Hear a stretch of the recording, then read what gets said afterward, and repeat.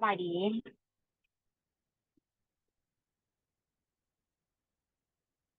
สบายดีผู้ซื้อดับเบิลบีแมนเอ้ยนวลพอจอ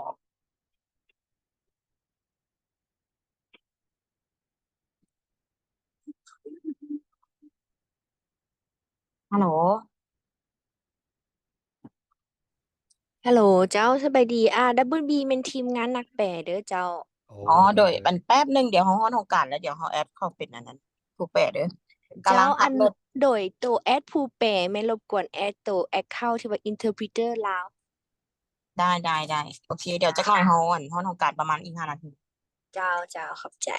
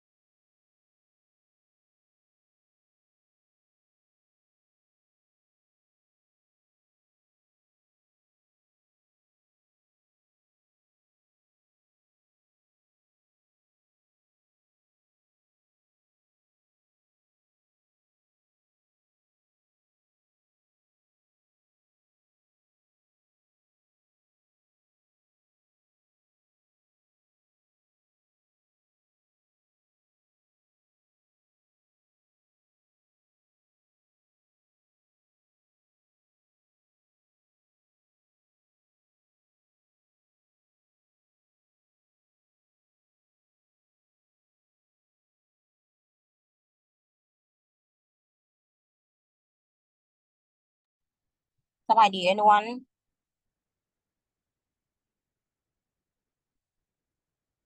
ไอ้นวลได้ยินบอ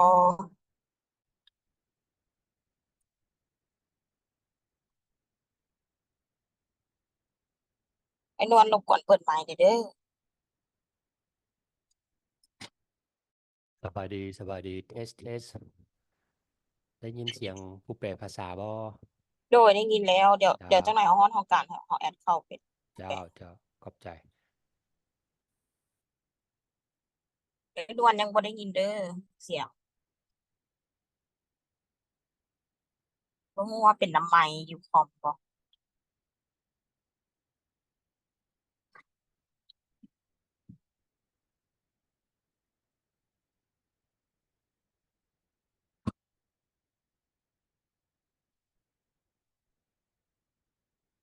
ไอ้นวลลองเสียบสะเบาดูได้บอก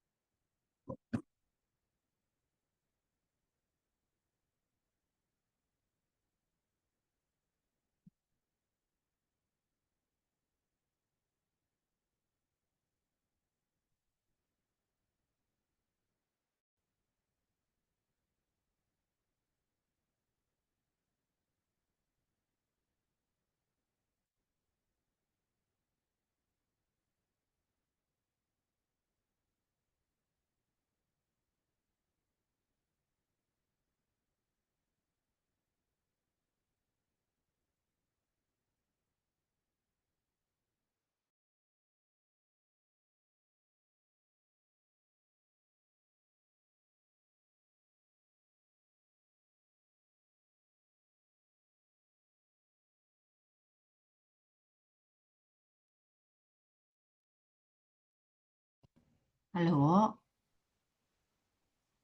โดย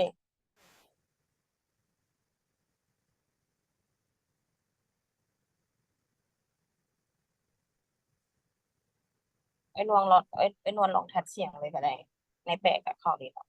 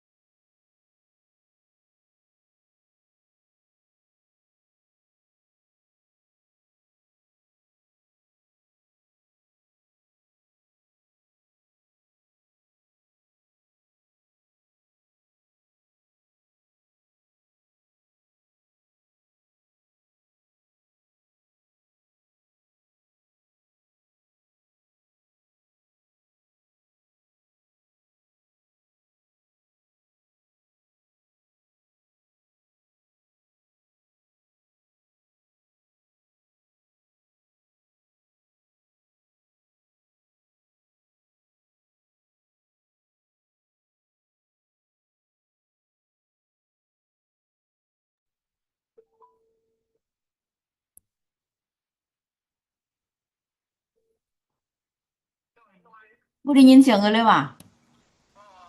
อุ้ยโอ้ถ้า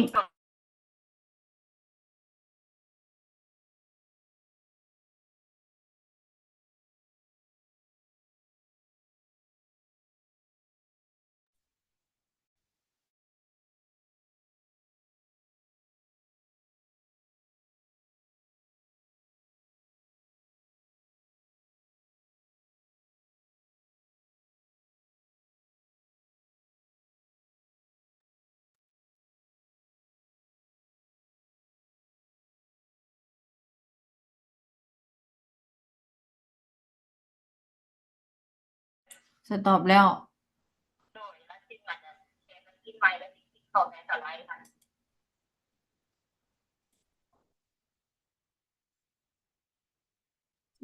โอ้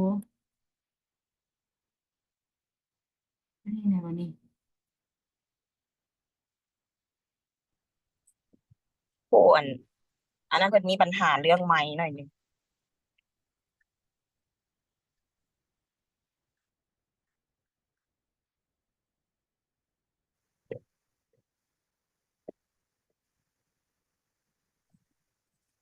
โอเคเห็นแล้วไอ้นวล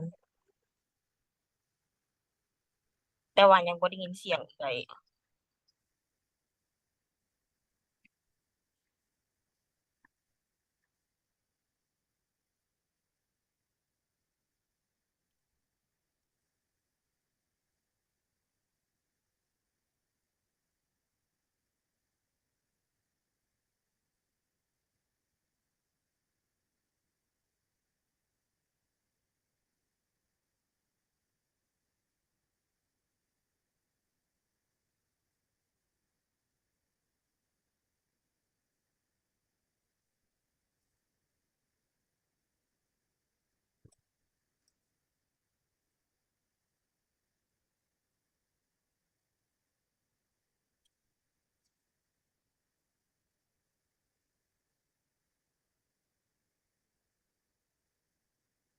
ตายโลด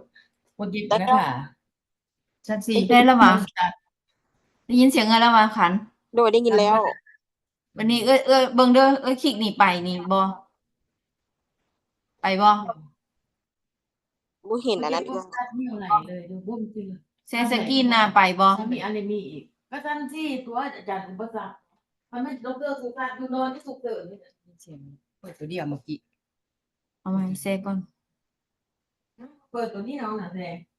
โอ้เขายังมีคนเก็บรุ่นเลยนะ ขัน ใช่ถามหมอกบอยู่บ้านนี่กบสิเอาเข็มออกไว้บ่สิก่อน ขัน โดย ฮัลโหล ได้ยินแล้ว เบิ่งเด้ออันนั้นเลื่อนสไลด์น่ะเบิ่งให้แหน่ไปบ่ บ่เห็นไอ้ ไป นว บ่ ลมันต้องแชร์สกรีนก่อน แชร์สกรีนแล้วได้ ไอ้นวลสต็อปไหมสต็อปแล้วคลิกเข้าไหม เฮียนเอาแต่7 โมงเริ่มพุ่นน่ะ แต่ไม่อีกหวะ โดยคือว่าอยากได้ยินเสียงแม่ตอนออกมาเนาะ เต้นเหรอแต่ก็มีลูกเป็นบอทางหมอก็มีลูกมีลูกอีกนางหอมมีผัวของลูก18 ปีเพื่อนนั่นคือ อ้าวขันเบิ่งอันนั้นนะให้กันแน่มึงสไลด์แน่เรือนบ่ โดยเลื่อนแล้วไอ้นวลลองเปิดกล้องมึงดูหันกล้องไอ้นวลครับ เปิดแล้วนะขัน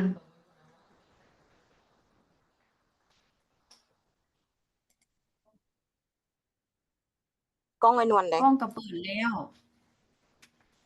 เปิดวิดีโอแล้วเปิดเสียงแล้ว เสียงได้แล้วโดยแต่ว่าอันยังบ่เห็นหน้าไอ้นวลหรือว่าตั้งบ่เปิดวะ บ่แม่นเปิดแล้ว มันคือว่ายังเป็นแบบปิดกล้องอยู่ อันแหละ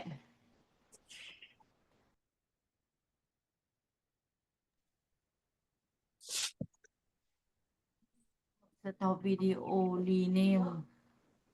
แอดพิน เป็นคนที่เดินคนที่ได้แล้วเนี่ย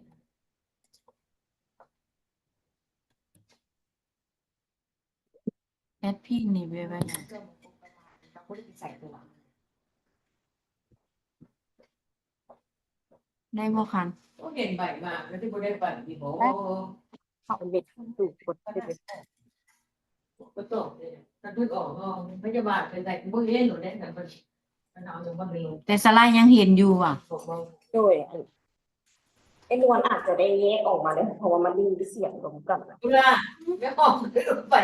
ได้ยินเสียงโอ้ยตุลาทำไมนางขี่กระบอนหัวได้ยินตุลาอ่าน เพราะว่าอันยามันเย็น ขี่กระบอนแล้วมองอย่างตุลาโดนตัวเนี้ย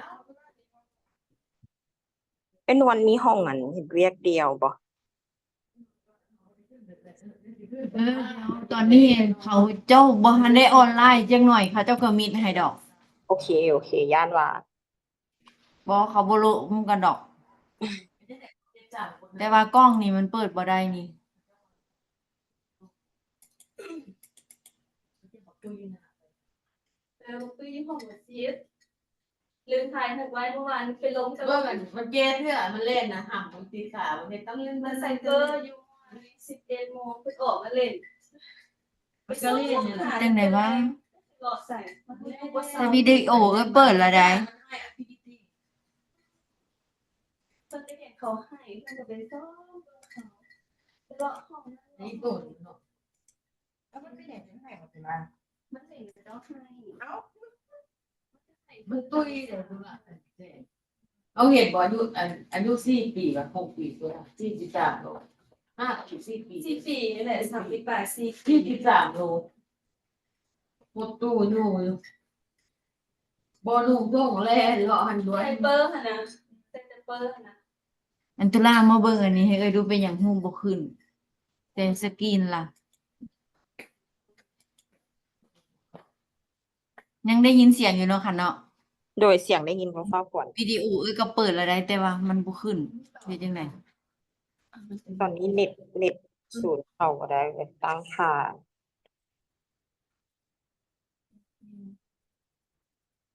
เป็นหมดพิเศษ อัน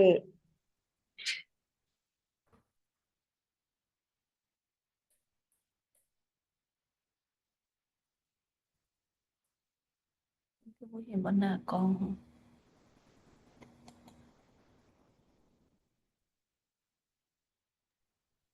อันผู้แปรน้อยบึดท่าบึดหนึ่งแล้วพอดีเน็ตอันนั้นอยู่ศูนย์เข้าบ่ได้นะ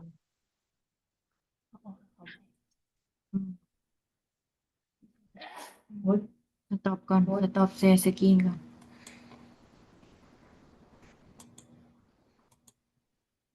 เช็ดหนึ่ง4 คน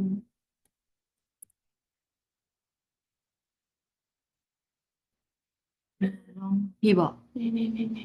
เจนแล้ว turn on เลย turn off นี่ turn off นี่เขา turn on นี่บ่คันเขาเปิดนะ แม่นเลย mirror นี่แม่นหยัง mirror นี่แม่นอัน เมื่อกี้มันติ๊กอยู่บนนี้โอเค mirror นี่แม่นแบน ว่า Hill เบิ่งลองคลิก Mirror เบิ่งดูแล้วแล้วลองคลิกตัวนี้ออก ก็บ่ได้ See myself เมื่อกี้มันเป็นแบบนี้ sending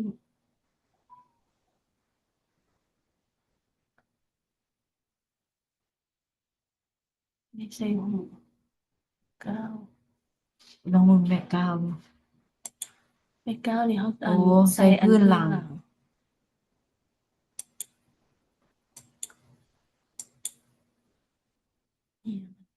so user profile so image control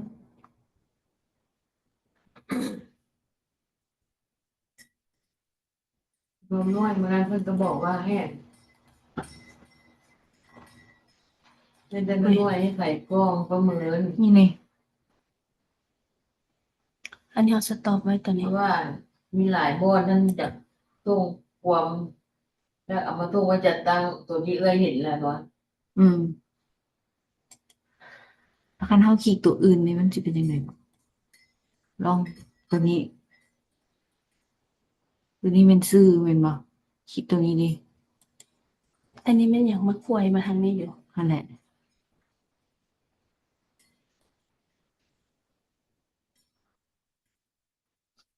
ธรรมดา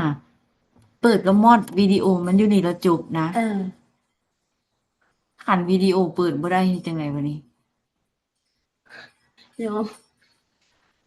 ไอ้นวลของโทรศัพท์ลาตั้งกล้องไว้ได้บ่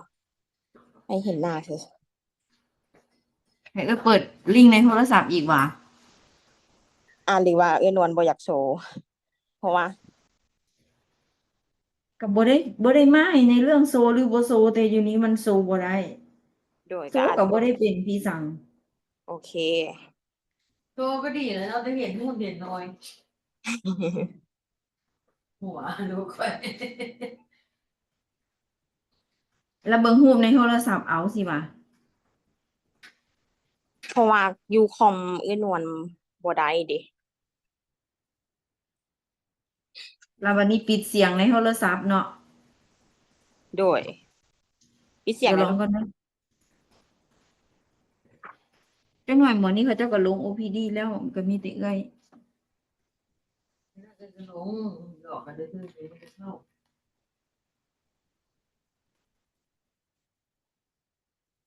เน็ตก็ออนเน็ตโทรศัพท์นำบ่อยากได้นั่นซะขนาดว่าใช้เน็ตส่วนตัวได้นี่แต่สไลด์ได้แล้วเนาะคันเนาะ แชร์ใหม่ โดย ยั เฮาง บ่แชร์มาดิ ถูกแปลภาษาเข้าไปแล้วเด้อลองแท็บดู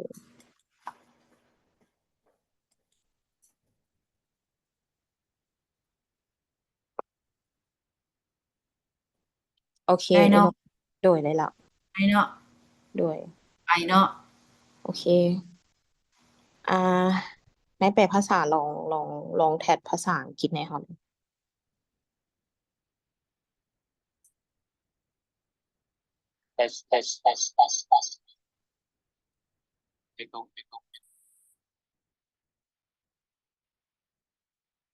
โดยเขาได้ยินแล้วเด้อ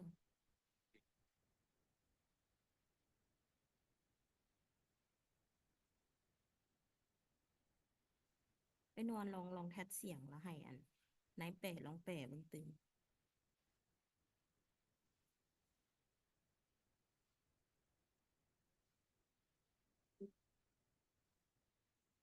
ไอ้นวลเว้าภาษาลาวเลยก็ได้สบายดีอิหยังก็ได้แล้ว เสียงคืออ่อนแท้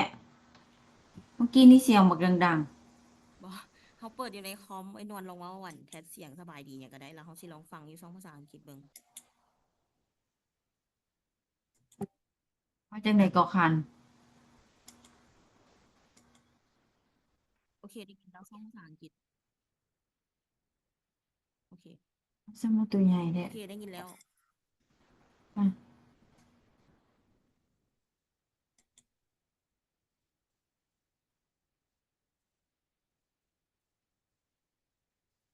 อืม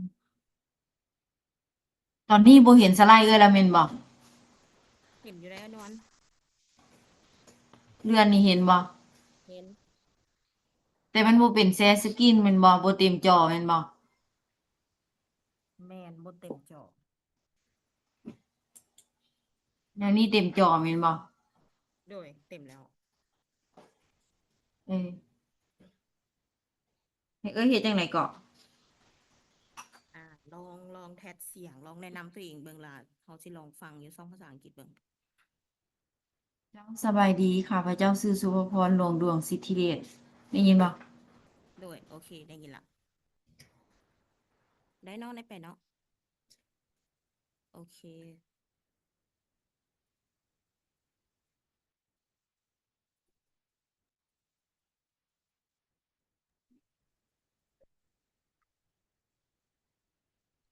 เอ้ยนวลแต่ว่า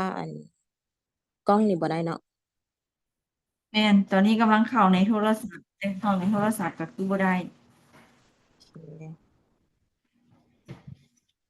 โชว์หน่อยหนึ่งซะให้เพิ่นเห็นบางเทื่อเพิ่นสนใจอยากไปให้คำปรึกษา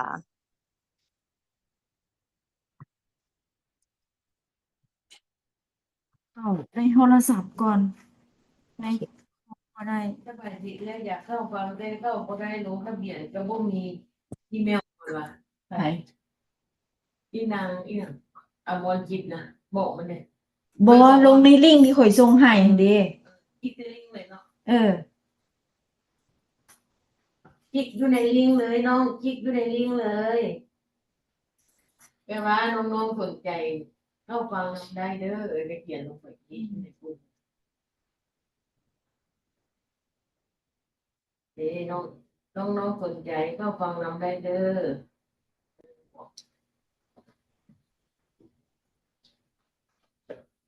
พยาบาลกรมปริญญาตรี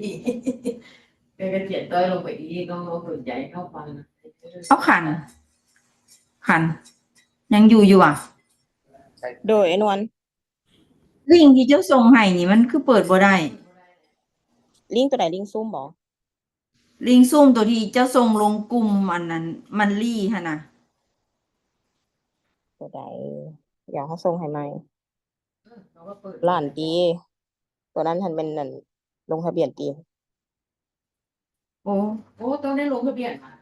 บ่ลงก็ได้ หรือว่าลงให้เฮาก็ดี บอกในหมู่เลยนะแต่ก่อนบอกให้พวก คนลงทะเบียนแล้วปัจจุบันนี้มันประมาณ40ปลายคน เอาแล้วซุ่มที่เจ้าส่งให้เอ้ยนี่เอ้ยส่งให้คนอื่นต่อได้บ่นี่ ได้ มันคือส่ ปั ง จจุ บ่ บัน ได้ นี้46คนแล้ว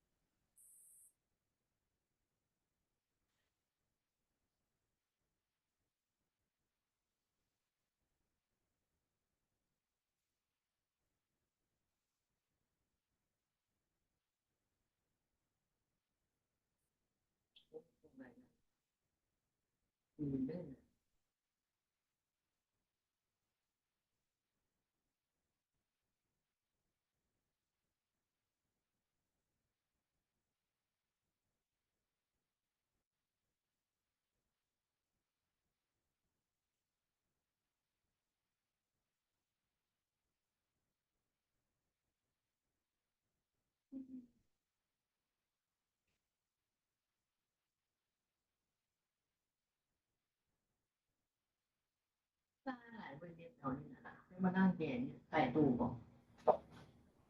เดี๋ยวเซนิดเจ้าบอกไปเรื่องไหน นี่ทองกลางแต่โทรศัพท์ใส่ในตัวเองนี่มันบ่ได้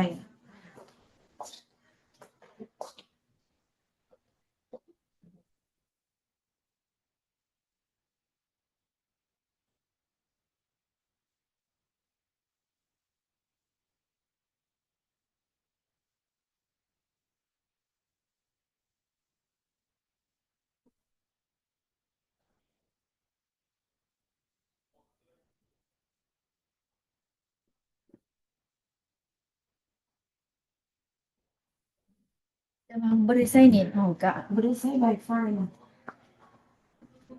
ใช้เน็ตก็เอง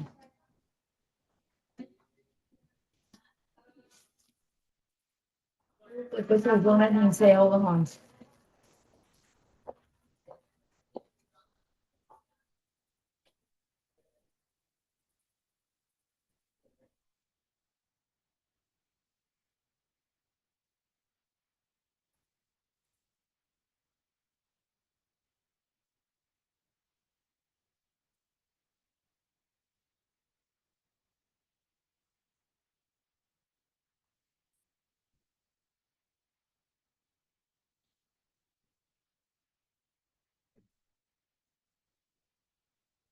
ในห้องก็บ่ได้ไปเรียน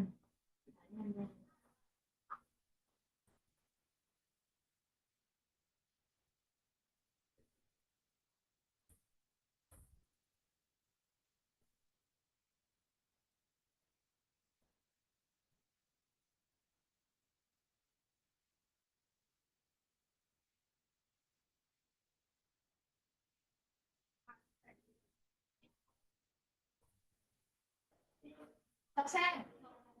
บ่อยู่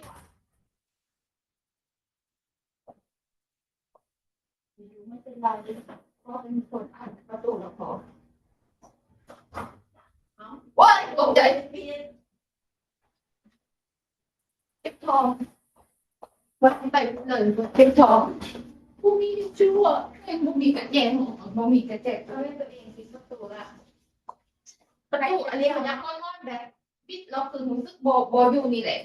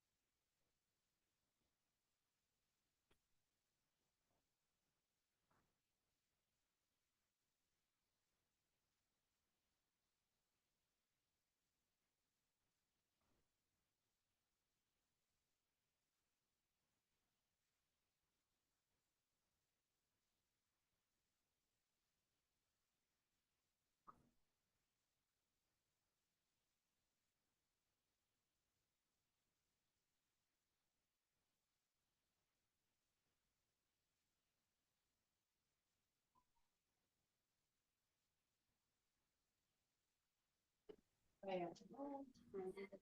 ส่น้ำมันมือเดี๋ยวละ5 เสียงมือออกงามมือนั้นเอาเงินไปดู เอาลงคนเดียว โดยพอไปเบิ่งห้องก่อนว่าสันคันว่างแล้วยังสิเอาลงอีก ไอ้กิ้งลงไปอะ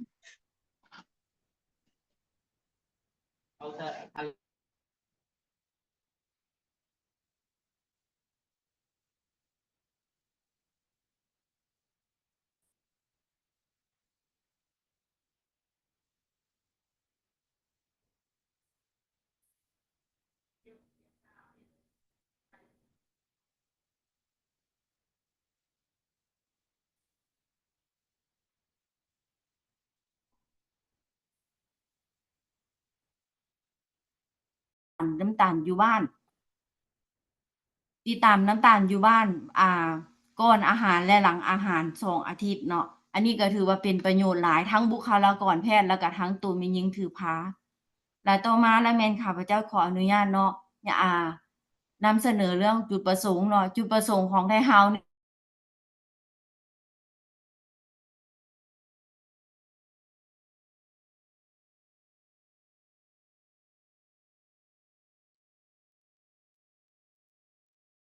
โดยไอ้นวลสไลด์หลุด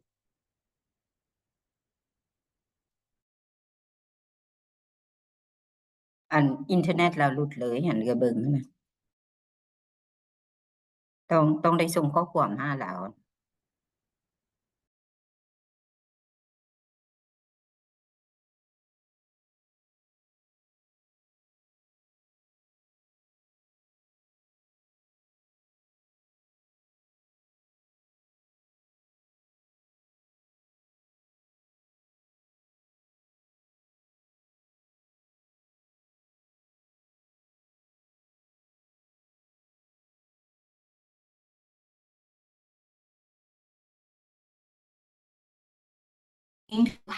เนาะแล้วก็ได้มีการสับเปลี่ยนมันก็เป็นยากของไทเฮาก็เสนอนำโครงการเขาเจ้าเนาะว่าขอต่อเวลาออกเนาะและ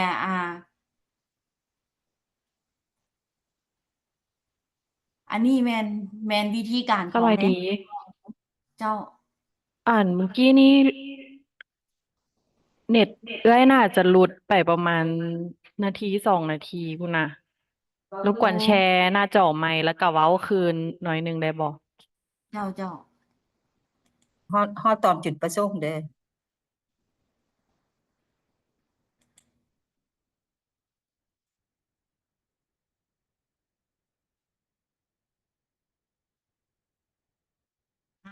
ให้แชร์จุดประสงค์ให้เว้าจุดประสงค์ขึ้นใหม่เนาะ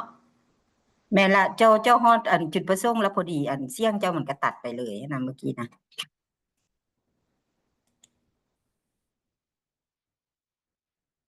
เจ้า ได้บ่เนาะแชร์ขึ้นแล้วบ่ ได้แล้ว เจ้า จุดประสงค์ของกิจกรรมของไทเฮาหั่นน่ะแม่นเพื่อพัฒนาความรู้ให้กับบุคลากรแพทย์เนาะจะมีหมอมีพยาบาล แล้วก็มีผู้ที่ว่าเป็นหมอหรือเป็นพยาบาลก็แล้วแต่ที่เขาเจ้าเฮ็ดเวียกเกี่ยวกับเรื่องของโภชนาการหั้นเนาะแล้วก็จุดประสงค์ที่2ของเฮาหั่นแม่นค้นหาแม่หญิงถือพาที่เป็นเบาหวาน และจุดที่3ของเฮาหั่นน่ะจุดประสงค์ที่3ของเฮาคือแม่หญิงถือพาที่เป็นเบาหวานแล้วหั่นน่ะจะได้รับการ intervention ด้วยของโภชนาการและของพยาบาลแล้วก็ของหมอเฉพาะทางเนาะอันนี้แม่น3จุดประสงค์ของไทเฮาที่ว่าไทเฮาเฮ็ดกิจกรรมหั้นเนาะและยุทธศาสตร์ของไทเฮาวิธีการของไทเฮาหั่นน่ะและแม่นไทเฮาด้วยที่ว่าเฮาเฮ็ดหั่นน่ะด้วยเวลาในการเฮ็ดกิจกรรมของเฮานั้นเฮามีเวลาตั้งแต่3 เดือนแล้วมันเป็นสิ่งที่ท้าทายหลายหั้นนะเพราะว่าเฮาเฮ็ดแล้วบัดนี้ตัวอย่างแม่หญิงถือพานะที่เข้ามาแต่ละโรงหมอหั้นนะมันละมีตัวเลขต่ำสูงอิหยังแตกต่างกันแล้วเฮาได้มาอะแดปคนเจ็บให้มันเข้ากันกับอันนั้นเข้ากันกับอันนั้นของแต่ละโรงหมอแล้วก็ให้เหมาะสมกับเวลาหั้นเนาะแล้วมันก็เลยว่าเป็นเรื่องที่ว่ายุ่งยากหลายสำหรับให้เฮาเป็นเรื่องที่ท้าทายหลายที่เฮาก็ได้เสนอนำทางผู้ให้ทุนเนาะว่าอยากขอยื่นเวลาออก ที่ว่าในเวียกของในเฮามันเป็นสิ่งที่ท้าทายหลายเนาะและในผู้ที่ว่าให้อันนั้นคนเจ็บที่ว่าได้รับโพซิทิฟทุกกรณีนะต้องได้รับให้คำปรึกษาในเรื่องของโภชนาการอันติดตามจากหมอเอนโดไคน์ติดตามจากหมอประสูติทุกกรณีเลยที่ว่าโพซิทิฟเนาะและวิธีการของไทเฮาที่เฮาเฮ็ดหั้นไทเฮาก็จะมี2ขั้นตอนเนาะขั้นตอนที่1ก็คือแม่นการฝึกอบรมให้กับบุคลากรแพทย์ใน4โรงหมอศูนย์กลางก็จะมี20อันนั้น20ผู้เข้าร่วมเนาะก็คือโรงหมอละ5คนในโรงหมอละ5คนหั้นจะมีทั้งหมอแล้วก็มีทั้งพยาบาลเขาจะฝึกอบรมให้ว่าวิธีการสกรีนนิ่งหาแม่หญิงถือภาพเบาหวานหั้นเฮ็ดจังใดวิธีการควบคุมหั้นเฮ็ดจังใดเขาจะฝึกอบรมอยู่3มื้อหลังจากนั้นเขาจะมีการจะตั้งปฏิบัติเนาะการจะตั้งปฏิบัติก็คือเฮ็ดการสกรีนนิ่งหาแม่หญิงถือภาพที่เป็นเบาหวานหั้นในกิจกรรมของเฮาละแม่นเฮาจะเฮ็ดอยู่ในอายุที่ว่า24-28อาทิตย์ซึ่งว่าในอายุเป็นหยังเฮาจังค่อยเลือกอายุ24-28อาทิตย์ย้อนว่าในช่วงระยะนี้นะฮอร์โมนที่ว่ามันมีผลที่จะเฮ็ดให้ insulin resistant หั้นน่ะมันสูงดังนั้นในช่วงอายุนี้หั้นน่ะคุณแม่หญิงถือพาหั้นน่ะเสี่ยงที่จะเป็นเบาหวานหั้นสูงเนาะตามไกด์ไลน์ตามบทเรียนหั้นล่ะได้เฮาจังค่อยว่าเลือกเอาอายุในช่วงนี้และมากวดและทันกรณีที่ว่าโพซิทิฟเนาะในกรณีที่ว่าโพซิทิฟน่ะเฮาก็จะให้คำแนะนำโดยพยาบาลหรือว่านักโภชนาการในเรื่องของที่ว่าให้อันนั้นคำแนะนำเรื่องของโภชนาการเนาะวิธีการนั้นเฮ็ดแนวใดให้พลังงานเพียงพอ energy เพียงพอได้รับสารอาหารครบถ้วนและคันในเรื่องของพยาบาลก็คือการป้องกันภาวะน้ำตาลในเลือดต่ำเฮ็ดแนวใดการดูแลหลังคลอดเฮาให้คำแนะนำจนฮอดในระยะการดูแลหลังคลอดเนาะแล้วก็ในตอนที่ว่าเขาเจ้าอันนั้นยังถือพาอยู่ว่าควรจะปฏิบัติตัวแนวใดหั้นเนาะพยาบาลกับโภชนาการจะเป็นคนให้คำแนะนำแล้วก็รับคอนซัลต์จากหมอเฉพาะทางก็คือหมอเบาหวานแล้วก็ติดตามจากหมอประสูติแล้วก็มี15กรณีที่ว่าได้รับเครื่องกวดน้ำตาลหั้นกลับเมื่อติดตามน้ำตาลอยู่บ้านและเฮาก็เฮ็ดตามไกด์ไลน์เลยก็คือติดตามน้ำตาลก่อนอาหารและหลังอาหารมื้อหนึ่งหั้นตกอยู่เป็น7เทื่อแล้วก็ติดตามอยู่2อาทิตย์เนาะในกิจกรรมของไทเฮาหั้นและอันนี้แม่นรูปเนาะรูปภาพที่ว่าไทเฮาในอยู่ในห้องประชุมเนาะที่ว่าในห้องฝึกอบรมของไทเฮาหั้นแล้วก็จะมีหมอประสูติเนาะก็จะเว้าเรื่องการบ่งมติของ GDM หั้นบ่งมติแนวใดการสกรีนนิ่งหั้นแนวใดแล้วหมอเบาหวานก็จะเว้าเรื่องการใส่อินซูลินหั้นเฮ็ดแนวใดการปรับลดแนวใดการเก็บรักษาแนวใดแล้วก็โภชนาการกับพยาบาลหั้นก็จะเว้าเรื่องการออกกำลังกายเรื่องของ nutrition intervention หั้นเรื่องการดูแลภาวะน้ำตาลในเลือดต่ำการพยาบาลต่างๆหั้นเนาะในที่เฮาเฮ็ดฝึกอบรมนี่ละแม่น3มื้อเนาะแล้วตัวนี้ละแม่นรูปภาพของการที่ว่าอันพักที่ว่าเฮา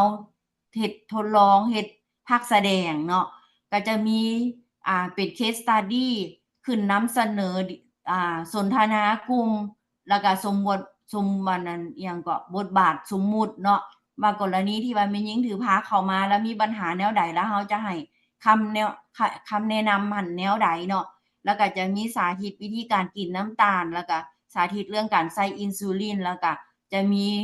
สาธิตวิธีการให้คำแนะนำในเรื่องของโภชนาการเนาะและอันนี้ละแม่นเครื่องมือที่เฮาใช้น่ะจะมีแผ่นพับกับมีปื้มแผ่นพับน่ะจะมีบอกว่าอาการของแม่หญิงถือพาที่เป็นเบาหวานหั่นจะมีอาการหยังแน่และปัจจัยเสี่ยง10ข้อหั่นมีหยังแน่เฮาก็จะมีแผ่นพับหั่นแนะนำให้เขาเจ้าเนาะแล้วก็จะมีว่าวิธีการกินน้ำตาลหั่นกินแนวใดขั้นตอนแนวใดต้อง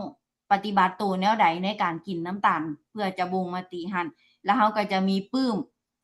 ให้คำแนะนำของพยาบาลกับของโภชนาการว่าการคิดไล่พลังงานสารอาหารแนวใดให้พอมื้อหนึ่งกินจักเซิร์ฟวิ่งแล้วก็เรื่องการดูแลเรื่องการอ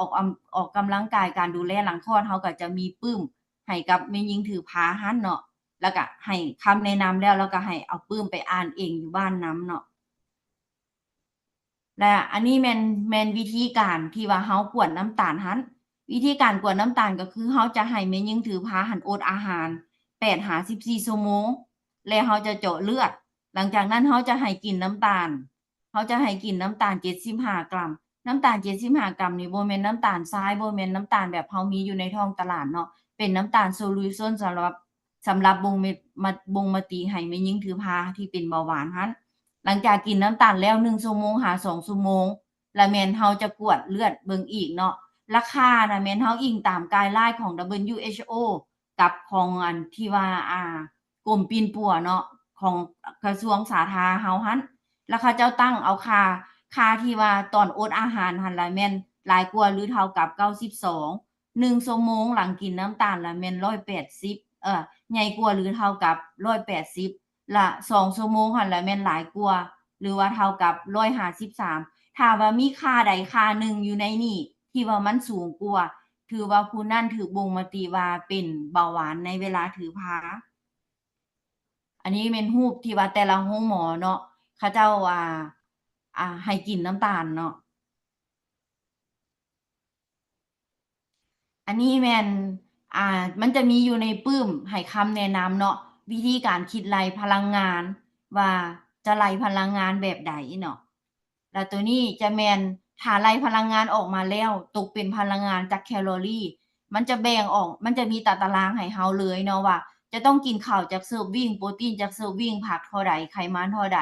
นมเท่าใดหมักไหม้เท่าใดเฮาจะสอนวิธีการไล่พลังงานหรือพยาบาลน่ะจะไล่พลังงานให้แล้วเฮาจะบอกมีแต่ตารางนี้ให้กับแม่หญิงถือผ้าให้เขาเจ้าไปปฏิบัติตัวอยู่บ้านว่าต้องกินเท่าใดเนาะแล้วก็จะมีแผนเขาเจ้าเอิ้นว่าแผนอาหารในแต่ละคาบเนาะจะบอกเขาเจ้าโลดว่าคาบเช้าคาบบ่ายคาบสวยบ่ายสวยตอนแลงต้องกินเท่าใดเนาะอันนี้แม่นได้เฮาก็ได้แนะนำให้กับแม่หญิงถือผ้าหั้นเนาะแล้วผล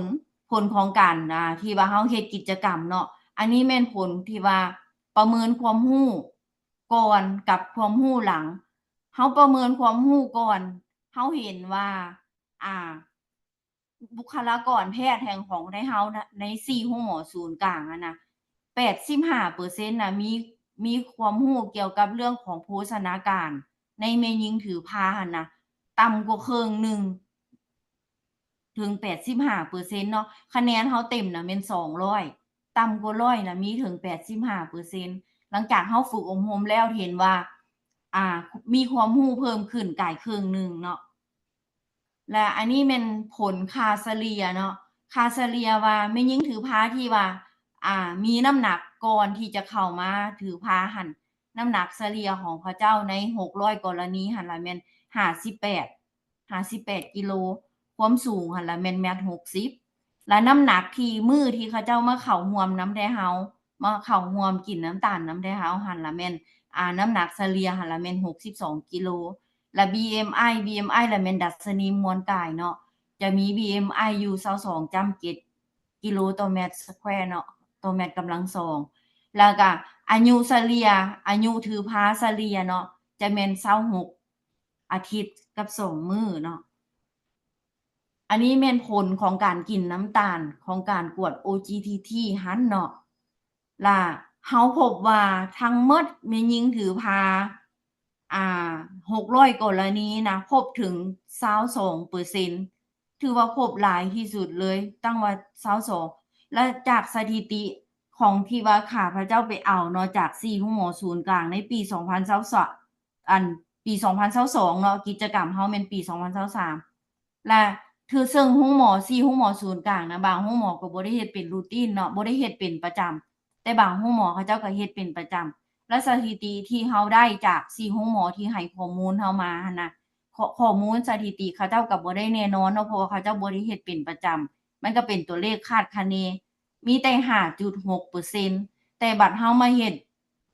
ดเป็นกิจกรรมนี่นะพบตั้งว่า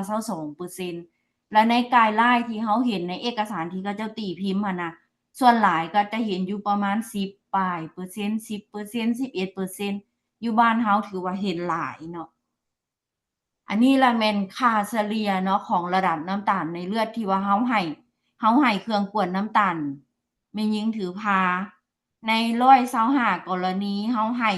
ามีเครื่องให้อยู่15กรณีเขาเจ้าไปติดตามน้ำตาลในเลือดก่อนอาหารกับหลังอาหาร แล้วก็มีก่อนนอนและคนเจ็บที่ว่าพบว่า positive เฮาให้ intervention เข้าไปแล้วเขาเจ้าไปปฏิบัติตัวเห็นว่าน้ำตาลในเลือดน่ะบ่สูงเห็นว่าใน125กรณีน่ะบ่มีกรณีใดที่ได้รับอินซูลินในช่วงที่ว่าเฮาติดตามมีแต่ได้รับการให้คำแนะนำเรื่องโภชนาการอันนี้ก็เป็นโอกาสอันดีที่ว่าคันถ้าว่าเฮาได้กวดกันตองไว้แล้วได้รับการอินเตอร์เวนชั่นไว้คนเจ็บก็จะบ่ได้รับอินซูลินอันนี้ก็ถือว่าเป็นผลดีอันใหญ่หลวงเนาะแล้วแผนของได้เฮาหั่นล่ะด้วยที่ว่าคนเจ็บเฮาอะนะธรรมดาตัวที่ว่าโครงการของโคฟีนี่เนาะเขาเจ้าจะให้กิจกรรมหนึ่งให้ตั้งแต่ปีเดียวแต่ว่าด้วยเขาเจ้าเห็นว่าผลของเฮานี่นะมันออกมาสูงหลายแล้วมันเกิดประโยชน์หลายสำหรับแม่หญิงถือพาที่ว่าเป็นเบาหวานเกิดประโยชน์หลายในการที่ว่าจะลดอัตราการตายของแม่และเด็กเนาะดังนั้นเขาเจ้าจังต่อให้เฮาอีกในปี2024ในปี2024น่ะเขาเจ้าให้เฮาไปเฮ็ดอยู่เชียงขวางกับหัวพันและมีผู้เข้าฝึกอบรมนะบุคลากรแพทย์หั่นล่ะจะแม่นมีโรงหมอแขวงแล้วก็มีโรงหมอเมืองกอและทั้งหมดน่ะแม่นแขวงเชียงขวางกับแขวงหัวพันล่ะโรงหมอละ19คนสำหรับผู้เข้าร่วมผู้ที่เฮ็ดเวียกเกี่ยวกับเรื่องของแม่และเด็กหั้นและแม่หญิงถือพาที่จะได้รับกวดน้ำตาลหั่นล่ะแม่นโรงหมอละ500กรณีรวมกันเป็น 1,000 เนาะสำหรับ2แขวงและด้วยที่ว่าโรงหมอแขวงเนาะเขาเจ้าบ่ได้มีกวดพลาสมาอยู่โตแขวงแท้ๆหั่นเขาเจ้ามีแต่อยู่โรงหมอเมืองกอหั่นนะแล้วบ่ได้มีที่ว่ากวดพลาสมาคูโคสหั่นนะเลยจำเป็นได้เลือกเอาวิธีการกวดปลายนิ้วมือแต่ว่าถามว่าผลมันสิชัดเจนบ่มันก็บ่ชัดเจนเท่ากับที่ว่าเฮากวดพลาสมาแต่ว่าด้วยที่ว่าทางอันนั้นผู้รับผิดชอบหั่นนะเขาเจ้าบอกว่าถึงมันสิบ่ได้ชัดเจน 100% แต่อย่างขี้ร้ายเฮาก็ได้รู้ว่าแม่หญิงถือพาผู้ใดที่มีความเสี่ยงที่จะเป็นเบาหวานหั้นและเฮาก็ได้จับมาให้คำแนะนำหั้นถึงจะบ่ได้ใส่ยาอินซูลินก็ยาเพื่อให้เขาเจ้าไปปรับพฤติกรรมเพื่อให้เขาเจ้าไปปรับเรื่อง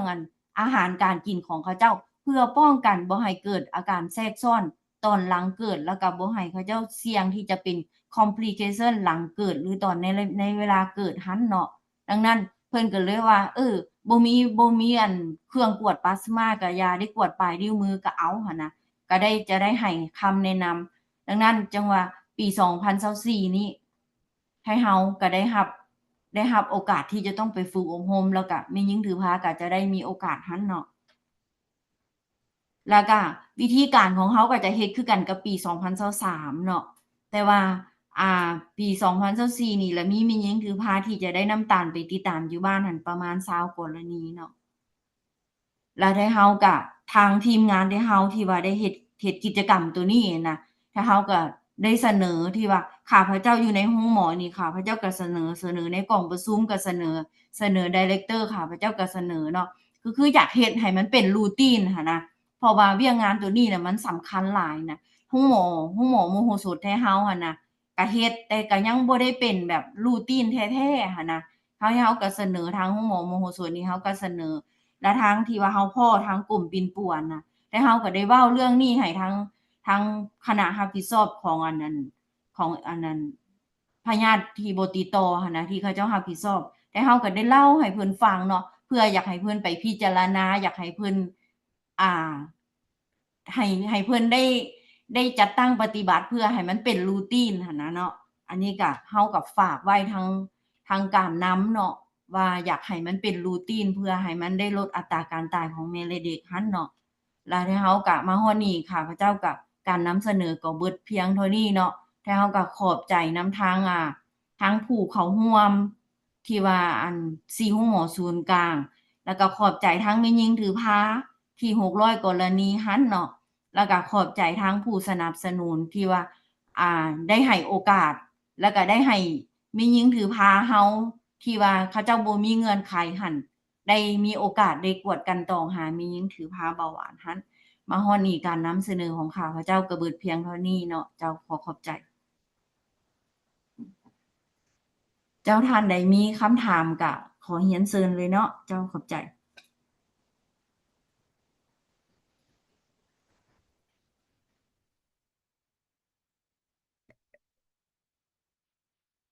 อันน่ะขอโทษเนาะอันน่ะสินวลเอ้ยแม่นดร. ลัทธิพรอุราเนาะซึ่งว่าเอ้ยฟังบ่ทันในจำนวน60คนของแม่หญิงถือผ้านี่นะแล้วเวลาเจ้าเฮ็ดตัวนี้นะมันมีน้ำตาลเกินบ่หรือว่าเนี่ยได้จากเปอร์เซ็นต์เอ้ยฟัง มี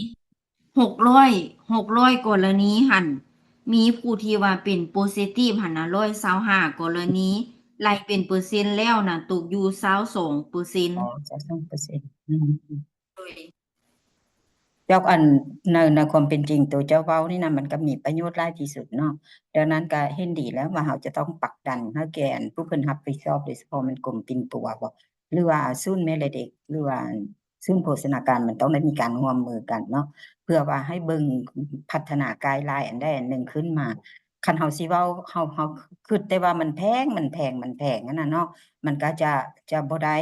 ดังนั้นเราอาจจะเฮ็ดปักสันให้มันมีไกด์ไลน์ตัวนี้เพื่อว่าให้มันเป็นรูทีนแบบเจ้าเว้านั่นแหละอย่างน้อยถึงว่าสิบ่ได้กินน้ำตาล แต่ว่าเข้ามาให้ได้เทสต์ปลายมื้อเนาะแล้วถ้าว่าเห็นว่าเขาจะมีความเสี่ยงแล้วเราก็จึงค่อยอันน่ะเทสต์ลงลึกตื่มซึ่งว่าตัวนี้นี่มันจะ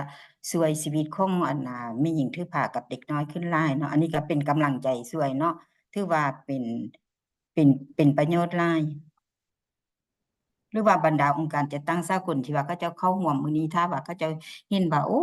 มันมีประโยชน์ซึ่งว่าเขาเจ้าก็สามารถที่จะเริ่มต้นอยู่เขตอันโฮมอเมืองสุขศาลาหรือว่าอยู่แขวงของเขาเจ้าเครื่องมันแพงบ่นวลเครื่องกวดมัน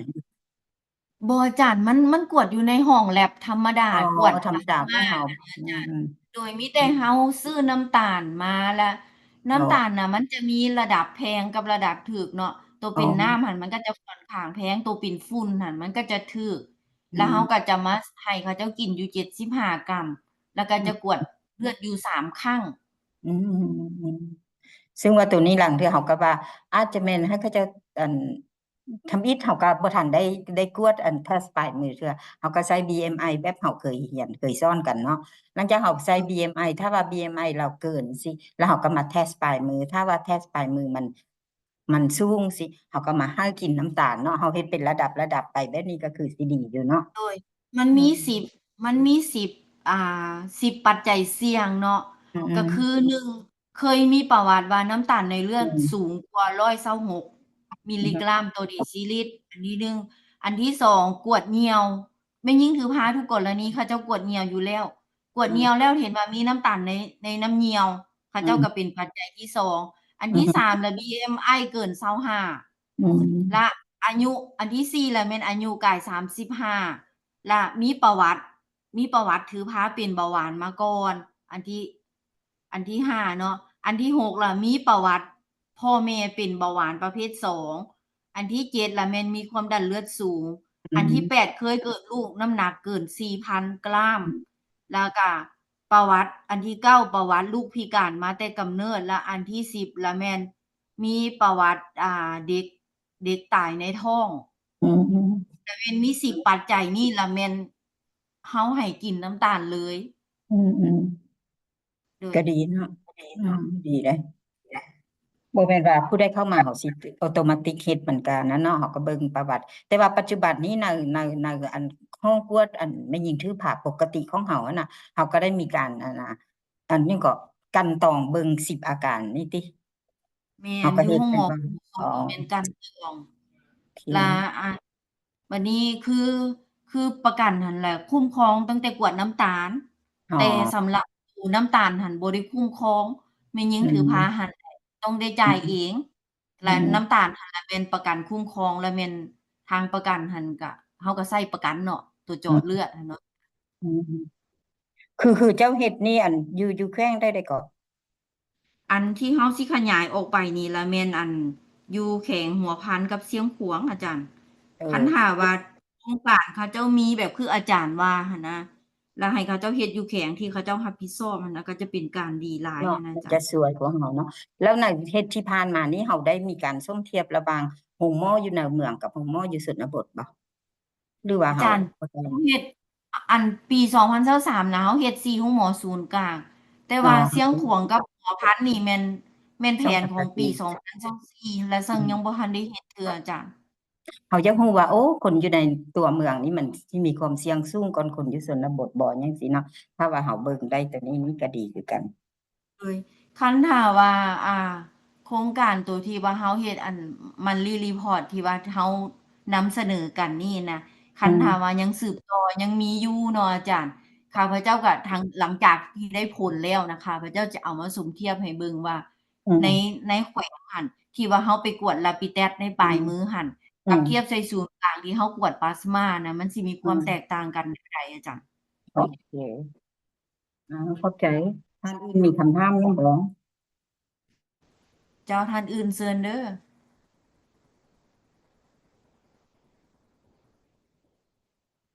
โดยสบายดี อัน เจ้า น้องสมพรจากสถาบัน เจ้า อันพอดีมีคำถามเกี่ยวกับเรื่องตัว อันน่ะเรามีสายที่แบบว่าเวลาเราต้องการการปรึกษาอันใดหนึ่งหรือว่าแนะนำ อันก็เคยไปฝากท้องพ่อลูกผู้ที่ 3 แล้วเพิ่นก็ว่า ถ้าแม่นน้ำตาล น้ำหนักขึ้นเกิน 2 กิโลต่อเดือน อาจจะได้เจาะเบิ่งน้ำตาลแล้วก็ได้กินน้ำตาลหยังประมาณนี้เนาะ แต่เพิ่นก็บ่ได้อธิบายหยัง ก็พอดีเดือนต่อไปแล้วก็น้ำหนักบ่ได้ขึ้นเกิน ก็เลยบ่ได้อันน่ะกินน้ำตาลว่าซั่นซะ แต่ว่าทีนี้เนาะมันมีคำถามอยู่ที่ว่าอันเราเห็นอันท่านหมอโชว์หั้นแหละแม่นผลจาก PTAT and Food Test ของพนักงานเนาะ แต่เราได้เบิ่งในกลุ่มของความรู้ของแม่หญิงถือพาน้ำตื่มบ่เจ้า อันที่ 1 เนาะ อันที่ 2 แม่นอันเราได้มีให้คำปรึกษาออนไลน์เพิ่มเติมบ่หรือว่าอันมีการพัฒนาแอปที่เข้าถึงเราสามารถเข้าไป เพราะว่าอยู่ในนี้เราเห็นอยู่มีโซเชียลมีเดียเนาะ บ่ทันได้เข้าถึงว่าเฉพาะตัวเอง เจ้าขอบใจ สำหรับ สำหรับเรื่องแอปนี่แม่นแต่เราบ่ได้มีเนาะ เรื่องของ Social Media นี่เราบ่ได้มี และสำหรับ ให้คำแนะนำนี่ในแม่หญิงถือพา ถ้าเราบ่ได้เก็บสถิติเนาะ ในแม่หญิง125 กรณีหั้นนะ ที่เราฝึกอบรมให้4โรงหมอศูนย์กลางหั้น แล้วบัดนี้ด้วยเวลา 3 มื้อนะ เราก็เข้าใจเนาะว่าเขาเจ้าก็บ่สามารถกำบทเรียนเราได้ทั้งหมด แต่เขาเจ้าจะส่งคอนซัลต์ให้กับไทเราเนาะ แล้วอยู่ทางโรงหมอโมโหสถของไทเราหั้นจะแม่นมีให้คำปรึกษาโภชนาการหั้นทุกๆวันพุธตอนเช้า และแม่หญิงถือพา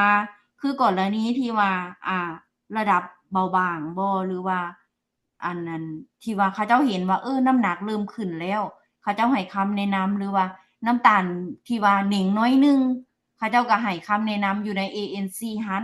และเขาเจ้าก็ติดตาม เพราะว่าคันถ้าว่าเราพบว่ามีน้ำตาลในเลือดสูงเนาะ เขาเจ้าจะส่งเข้าหาหมอ Endocrine เลย แต่ละโรงหมอน่ะจะส่งเข้าหาหมอ Endocrine แต่ว่าโรงหมอแม่และเด็กหั้นจะบ่มีหมอ Endocrine เขาเจ้าจะส่งมาหาโมโหสถเลย แล้วหลังจากนั้นแหละ ทางอันนั้นเขาเจ้าส่งมา เขาเจ้าก็จะส่งเข้าโภชนาการ แล้วจะมีติดตามน้ำตาลเนาะ หมอ Endocrine เขาเจ้าก็จะพิจารณาบางกรณีที่ว่ามันซีเวียร์หลาย เขาเจ้าก็ติดตามไกด์ไลน์เลย มื้อหนึ่ง7 เทื่อ ทุกมื้อ แล้วคันบางกรณีนี่ก็ส่วนน้อยดอกที่ทุกมื้อ แต่ว่าติดตามมื้อหนึ่ง7 เทื่อ อาจอาทิตย์หนึ่ง3 เทื่อหรือ4 เทื่อก็มี และทางโภชนาการเรานี่ก็จะให้คำแนะนำ เราให้คำแนะนำช่วงนั้นหั้นแม่นหมอ Endocrine เขาเจ้าก็จะบ่ให้ยา เขาเจ้าจะติดตามเบิ่งว่าการให้คำแนะนำเรานี่นะได้รับผลส่ำใด ถ้าว่าน้ำตาลเขาเจ้าคุมได้หั้นน่ะ ก็ติดตามนำโภชนาการไปจนฮอดมื้อเกิดเลย และครั้งทบิดนี่เราจะให้ความรู้ของแม่หญิงถือพา แล้วเราก็จะบอกวิธีการ เราจะจดให้ เราจะจดตัวเลขให้ว่าต้องกินข้าวเท่าใด ต้องกินปลาเท่าใด ต้องกินหยังเท่าใดเนาะ แล้วเราจะนัดกลับคืนมาอีกประมาณอาทิตย์หนึ่งหรือ 2 อาทิตย์ ขึ้นกับที่ว่า หมอเอนโดไคน์นัดเนาะบางเคสซีเวียหลายหมอเอนโดไคน์ก็จะนัดอาทิตย์หนึงบางเคสที่มันบ่ซีเวียหลายหมอก็จะนัด2อาทิตย์แล้วเขาก็จะมาประเมินคืนอีกว่าเขาจะให้แม่หญิงถือพาหันถ่ายรูปอาหาร กับจดว่ากินหยังแหน่แล้วมาหาเฮาแล้วเฮาก็จะมาเบิ่งน้ำตาลที่หมอเอนโดไคน์ให้ติดตามหั่นแล้วเฮาก็จะมาบอกเขาเจ้าว่าโอ้ตัวนี้นี่เจ้ากินหยังน้ำตาลเจ้าสูง แล้วเฮาก็จะบอกโลดว่าตัวนี้เด้อที่เฮ็ดให้น้ำตาลในเลือดเจ้าสูง เจ้าควรลดปริมาณลงแล้วเจ้าไปกินตัวนี้เพิ่มที่ว่าเฮ็ดให้น้ำตาลเจ้ามันบ่สูง คือเขาจะติดตามจนฮอดมื้อเกิด แล้วโรงหมออื่นๆน่ะนะเขาเจ้าก็จะให้คำแนะนำและคันกรณีที่มันซีเวียหลายเขาเจ้าก็ส่งเข้ามาโมโหสดเฮาคันกรณีที่เขาเจ้าสามารถแก้ได้เขาเจ้าก็แก้อยู่โรงหมอเขาเจ้า แต่สำหรับแม่และเด็กนะส่วนหลายจะส่งมาหาไทเฮาเนาะแต่ว่าสถิติตัวเลขที่ว่าเฮาประเมินความรู้ของแม่หญิงถือพาหั่นล่ะแม่นเฮาบ่ได้เก็บ มีแต่เฮาประเมินตัวจริงเลยว่าเขาเจ้าคุมน้ำตาลได้บ่รอบทำอิฐเฮามารอบที่2คุมได้บ่รอบที่3ยังคุมบ่ได้หมอเอนโดไคน์เขาเจ้าจะให้อินซูลินปิ่นปัวเลย ก็จะประมาณนี้จ้ะ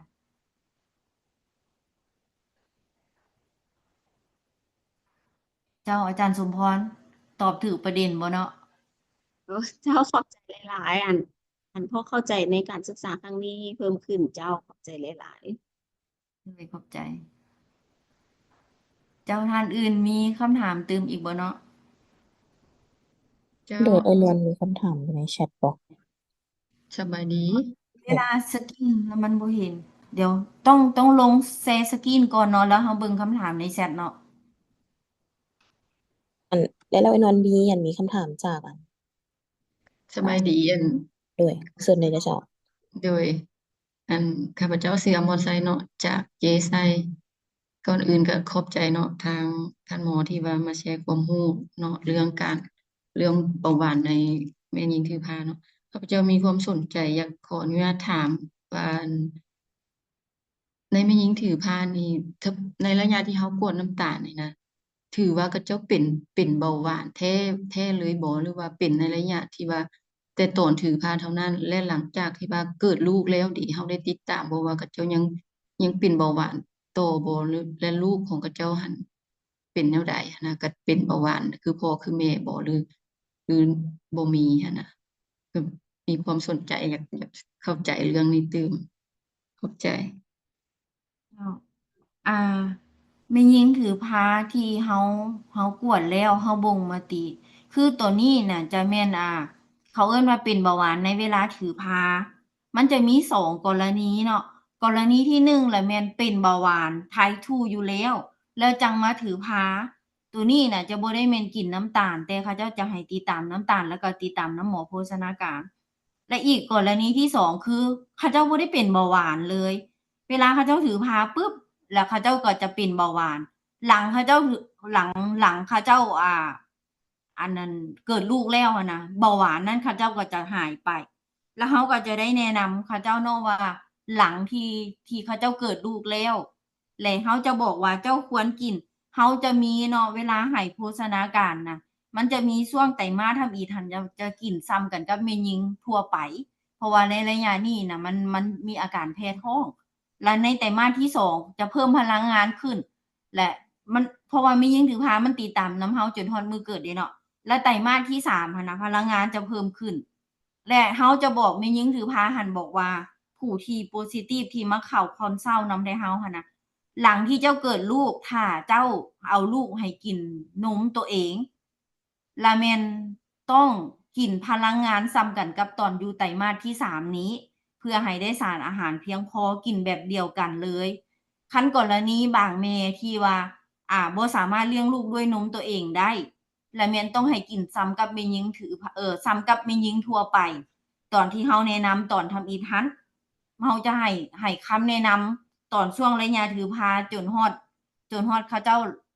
หลังเกิดเนาะว่าควรจะต้องกินเท่าใดหั้นนะและให้เฮาหั้นบ่ได้เฮ็ดติดตาม ว่ามีจักกรณีถ้าว่าเฮาบ่ทันได้เฮ็ดวิจัยเทื่อเนาะว่าแม่หญิงที่ถูกบ่งมาติว่าเป็น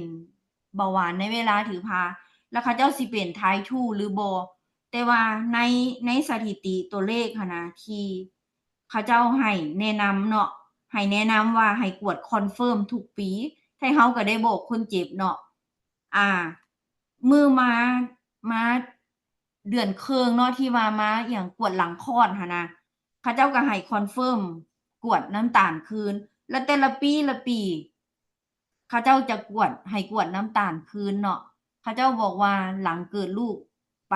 5 ปีนี่มีโอกาสเสี่ยงที่จะเป็นเบาหวานประเภท2ถ้าเจ้าบ่ควบคุมเรื่องของอาหาร เพราะว่าเป็นปัจจัยเสี่ยงหนึ่งที่จะเป็นเบาหวานไทป์2ในอนาคตได้ แต่ว่าเรื่องการเฮ็ดวิจัยนี่แม่นแต่เฮายังบ่ทันได้เฮ็ดเทื่อเนาะเจ้า โดยขอบใจหลาย เจ้ามีคำถามเพิ่มอีกบ่เนาะ นั่นสิหนวลอยากถามว่าภายหลังการค้นคว้าของเจ้านี่นะเจ้าได้เฮ็ดเป็นเป็นคู่มือหยังบ่ว่าการกดน้ำตาลหยังมันเป็นโอกาสดีที่ว่าโปรเจกต์ที่ว่าเขาเจ้ามาช่วยเฮานี่นะอย่างน้อยนี่นะภายหลังการค้นคว้าตัวนี้แล้วเจ้าอาจจะเป็นคู่มือง่ายๆสำหรับพนักงานแพทย์บ่หยังที่ว่าในการสกรีนน้ำตาลนี่นะเฮามีแผนสิเฮ็ดตัวนั้นบ่ อาจารย์น้องมีคู่มือแล้วอาจารย์ อ๋อ โต ว่า รูปที่แม่หญิงถือพานแล้วมีดอกไม้นี่เป็นคู่มืออาจารย์ อ๋อ และ ว่า ทั้งลุมนี่จะแม่นวิธีการกินน้ำตาลเนาะ อื มันจะเป็น ม แผนพับ แล้วก็มีอาการว่าถ้าว่าเจ้าเป็นเบาหวานเนี่ยแม่หญิงถือพาเจ้าสิมีอาการแนวใดมันจะเป็นแผนพับเนาะอาจารย์ แล้วตัวนี้น้องหันมีคู่มือตัวนี้แหละแม่นทางโคฟี่เขาเจ้าปิ้นให้น้องอยู่ ประมาณ400หัวอาจารย์ น้องก็แจกจ่ายให้แต่ละแม่หญิงถือพาบอนใดอันแต่ละอันของ ANC นะของอัน อืม ของแม่และเด็กค่ะนะอาจารย์ คือไปเสียงขวางสำเหนือน้องก็ไปแจกให้เขาเจ้าบ่อนใดที่น้องได้ไปพัวพันกับแม่และเด็กนะน้องก็จะถือไปแจกให้เขาเจ้า แต่ว่าปึ้มหัวนี่น่ะแม่นสำหรับคู่มือที่จะให้แม่หญิงถือพานี่เอาเมื่อบ้าน อ๋อ มันเป็นคู่มือที่ว่าเฮาเปิดให้คำแนะนำกับพี่กับแม่หญิงถือพาหันเลย บอกว่าเจ้าต้องปฏิบัติตัวแนวนี้เฮาหมาย C ให้เลยนะอาจารย์ แล้วเขาเจ้าก็ถือเมื่อบ้านแล้วเขาเจ้าก็ไปปฏิบัติตัวอยู่บ้าน แต่ด้วยงบประมาณของไทเฮาหั้นบ่มีเนาะ อือ แล้ว ฮึ ไทเฮาก็เลยว่าได้เขียนใส่ปึ้มให้เขาเจ้าตัวคีย์มันสำคัญหั้นแล้วให้เฮาละบ่ได้เอาปึ้มให้ คันกรณีผู้ที่เข้าใจยากเฮาอธิบายไปแล้วล่ะ แบบเขาอธิบายไป2รอบ3รอบก็ยังถามคำถามเก่าอยู่หั้นนะ อื เฮาก็ ม ได้เอาปึ้มนี้ให้แม่หญิงถือพานั่นเมื่อ ให้ อื เขาเจ้าไป ม เบิ่งอยู่บ้านหั้นนะอาจารย์ ก็จะประ ซั่น มา อั ณ นนั้ นี้ น แต่ว่า ซั่นเฮาขอทางฝ่ายมันได้บ่ เฮาขอฝ่ายแล้วสิให้ศูนย์โภชนาการเพิ่นจะเอาเข้าอยู่ในตัวเว็บไซต์ของโภชนาการหยังต่างๆนะ ในกรณีที่ว่าไผอยากเข้าแล้วเฮาก็เว้าว่า โอ้ สามารถไปเอาอยู่ในเว็บไซต์ตัวนี้ได้สิ แทนที่ว่า โอ้ เฮาสิ ได้ พิมพ์ออกมา เขา ได้ จะ ตั มี ว ลิ อา ข จารย์ สิทธิ์ลองถามก็เป็นดังนั้นสิให้ดร.คันธลีเพิ่นประสานว่า ขอไฟล์ตัวนี้เพื่อเอามาเข้าอยู่ในเว็บไซต์ของพวกเราเนาะ แล้วอยู่ในอัน โดย Chatbox อันนี้เพิ่นก็ถามอยู่ว่า สามารถเข้าเบิ่งบทวิจัยของวิจัยเจ้าได้ทางใดว่าซั่น ตัวนี้น่ะมันเป็นกิจกรรมเนาะอาจารย์ พวกน้อง อืม บ่ได้เพราะว่าด้วยเวลาที่เขาเจ้าให้พวกน้องน่ะมีแต่3เดือน พวกน้อง อ๋ บ่ อ สามารถเฮ็ดวิจัยได้อาจารย์ อืม แต่ว่าบทที่เจ้าเสนอมาหยังต่าง ๆ นี่ พวกเราขอแล้วสิเอาเข้าอยู่ในเว็บไซต์ใดเนาะ เว็บไซต์ของศูนย์โภ ได้ ชนาการ โอเค ได้อาจารย์ได้ โอเค โดย เพราะ โด ว่าย หลายคนเพิ่นก็อยากได้บทพรีเซนต์หยังของเจ้านะก็โชคดีแห โด ละ ย ที่ว่าพวกเรามีGSI ที่ว่าเพิ่นเฮ็ดเวียกเกี่ยวกับการบริการสาธารณสุขเนาะของแขวงที่ว่ามีความเสี่ยงสูงนะ ก็ฝากฝากความหวังไว้นำเพิ่นได้เด้อ GSI ที่ว่าเมื่อกี้เพิ่นมีคำเห็นนั่นน่ะเนาะ ถ้าว่าเป็นไปได้หั้นน่ะก็ช่วยเบิ่ง screening ตัวนี้แดก็ดีเนาะ เอาเข้าอยู่ในบรรจุเข้าใน1กิจกรรมของการปรับปรุงการบริการ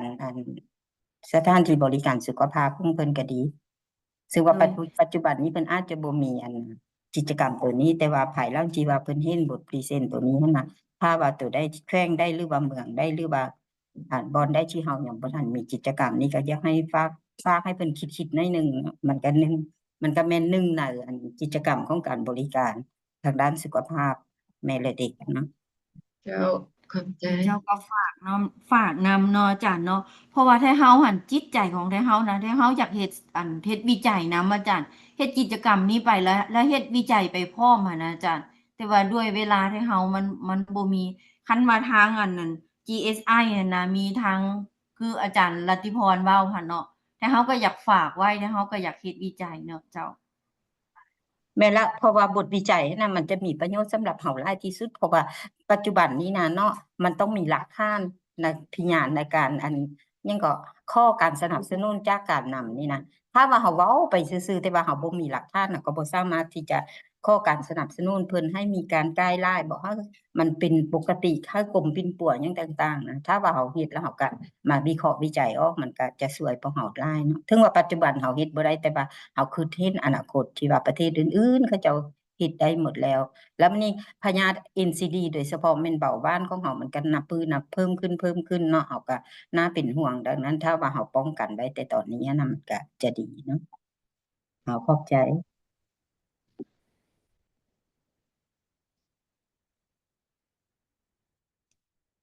เจ้ามีคำถามตื่มบ่เนาะ สบายดีเอ้ยนวล สบายดีขอมีคำถาม อัน ไหม ขวัญเฮือนเด้อ เจ้า ได้ยินบ่ โดย อัน สบายดี โดยสบายดี โอ้ยสมเสยเด้อเอ้ยเฮ็ดกิจกรรมตัวนี้ได้ผลดีเนาะแล้วก็เป็นเวียกที่ว่าสำคัญแหละสำหรับเวียก NCD แล้วก็โภชนาการเฮาเฮ็ดเวียกร่วมกัน แล้วบัดนี้อั่นทางหมายความว่าทางมโหสถเฮานะกับศูนย์โภชนาการเฮาอะนะเพราะว่าเฮาศูนย์โภชนาการก็ยังมีกิจกรรมตัวอิหยังก็ไปให้อ่าโภชนาศึกษาเนาะอยู่โรงจักโรงงานน่ะนะตัวนี้นี่ถ้าสมมุติว่าพวกเฮายังสืบต่อนี่เชิญเอื้อยเข้าร่วมอิหยังไปกิจกรรมตัวนี้ร่วมกันได้บ่เนาะทางศูนย์โภชนาการเพิ่นก็มีกิจกรรมตัวนี้นะมันก็เป็น ยิน การ ดี ดีได้ถ้าสมมุติว่าเอาตัวนี้ไปนำหั้นนะบ่เว้าตั้งแต่malnutrition เนาะเพราะว่า prevention ของDM นี่ก็สำคัญหลายคือกันเด้เนาะเฮาเว้าไปก่อนมันที่จะเกิดขึ้นอยู่ในโรงจักโรงงานนั่นน่ะโดยตัว แม่ นี้ น ก็น้องคิดว่า นี่มันก็ เป็น จะ กิจ เป็น กรรม น่ะ ที่ดี โดยคันถ้าว่าเฮาเอาเรื่องนี้ไปเว้าหั้นนะมันจะเป็นการเกี่ยมโตก่อนที่เขาเจ้าจะถือพานำได้อีก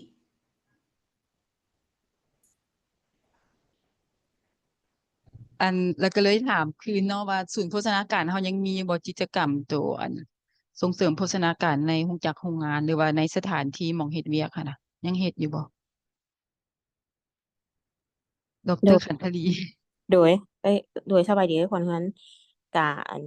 โดยรวมตัวงบตัว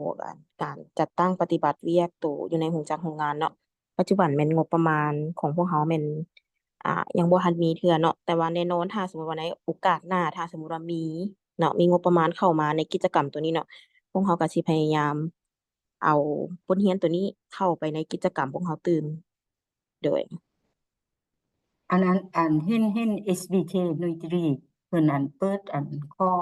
เพิ่นยกมือเพิ่นอยากถามที่บอกเพิ่นใส่ โดย SBK คือสิแม่นสะวรรณเขตบ่ โดยเจ้า โด เชิ ย ญ สบายดีข้าพเจ้า เอา ชื่ เล อย เอาเลย ทิพาภัสวัฒน์เนาะจากแขวงสะวรรณเขตอ่าอยากมีความสนใจอยู่2-3 จุดเนาะสำหรับบทนำเสนอ อันที่หนึ่งอยากถามว่าในกลุ่มแม่หญิงที่ทางอาจารย์เพิ่นเอามาเขาในการนั้นคุณผู้อันนี้เนาะใน10เงื่อนไขหันเพิ่นได้แยกออกมาอยู่บ่ว่า อยู่ในแต่ละเงื่อนไขหันได้มีจักคนเนาะควรจักเปอร์เซ็นต์เนาะอันที่สองเพราะว่าตัวนี้นี่แม่นอันเฮาอยากรู้ว่า ในตัวใดที่ว่ามันควรเปอร์เซ็นต์หลายหั้นนะเนาะอันที่สองแม่นอันในกลุ่มแม่หญิง600 คนนี่ มันจะตกอยู่ในกลุ่มอายุประมาณจักปีเนาะที่ว่าเขาเจ้ามีปัจจัยเป็นเบาหวานหันและอันที่3หันแม่นน้องสนใจเกี่ยวกับโต๊ะอาหารที่ทางเพิ่นแนะนำเนาะภายหลังที่ว่าเรากวดเลือดและเฮ็ดคาวเซลลิ่งหยังต่างๆนะแม่นเพิ่นแนะนำลักษณะแบบใดใช้เวลาโดนบ่เนาะเกี่ยวกับโปรตีนบ่หรือว่าผักอีหยังต่างๆเนาะที่เพิ่นให้โดยมีคำนั้นเจ้า โดยขอบใจหลาย ๆ เนาะ ให้เฮาเฮ็ดนี่เป็นกิจกรรมเนาะแล้วบ่ได้เฮ็ดเป็นวิจัยล่ะให้เฮาบ่ได้เก็บว่าคือในไกด์ไลน์ของลาวและแม่น First ANC และแม่นต้องมี10ปัจจัยหั้นแล้วจังค่อยจับไปกินน้ำตาล แล้วถ้าว่าผู้ใดบวกและแม่น24-28อาทิตย์หั้นและแม่นให้กินน้ำตาลอีกรอบ และสำหรับกิจกรรมของข้าพเจ้าเราบ่ได้แม่นแบบสั้นสำหรับกิจกรรมของข้าพเจ้าก็คือช่วง24-28อาทิตย์นี้และแม่นพีกของฮอร์โมนที่มันจะเฮ็ดให้อินซูลินเรสิสแตนต์หั่นนะมันสูง ดังนั้นจากเปเปอร์ที่เขาเจ้ารายงานเขาเจ้าตีพิมพ์หั่นนะถือว่าช่วง24-28อาทิตย์นี้แม่นคนที่มีโอกาสเป็นเบาหวานนะแม่นสูงหลาย เพราะว่ามันจะเฮ็ดให้อินซูลินเรสิสแตนต์หั้นและได้เฮาหั่นล่ะแม่นเจ้าสิมีปัจจัยเสี่ยง10ปัจจัยนั้นหรือบ่มีก็แล้วแต่อายุ24-28อาทิตย์เฮาเอากินน้ำตาลเบิดผู้ใดที่มาฝากท้องในช่วงที่ว่าให้เฮาติดตามหั้นและให้เฮาก็จะบ่ได้เปอร์เซ็นต์ว่าผู้ที่นั่น10ปัจจัยกับผู้บ่10ปัจจัยตัวใดสูงหรือตัวใดต่ำหั้นนะถ้าเฮาบ่ได้ไปเบิ่งในจุดนั้นและคือมันเป็นกิจกรรมเนาะถ้าเฮาบ่ได้เฮ็ดเป็นวิจัยว่าอันนั้นคือผู้ที่เฮ็ดหั่นเขาเจ้าบ่ได้มีแบบสอบถามบ่ได้มีแบบข้อมูลไปจดเป็นวิจัยหั้นเพราะว่าคันเจ้าบ่แม่นเน็ตข้าพเจ้าหลุดบ่ได้บ่เนาะยังได้ยินเสียงบ่ ได้ยินอยู่หนอน โดยแล้วคันถามว่าเฮาเฮ็ดเป็นวิจัยหั้นนะแล้วเฮาให้ทางเขาเจ้าเก็บข้อมูลน่ะเขาเจ้าก็จะถามเฮาอีกว่ามีค่าเก็บข้อมูลบ่ซึ่งเขาเจ้าบ่ได้แล้วเฮาก็ต้องไปเฮ็ดขอจรรยธรรมขอจรรยาบรรณเนาะ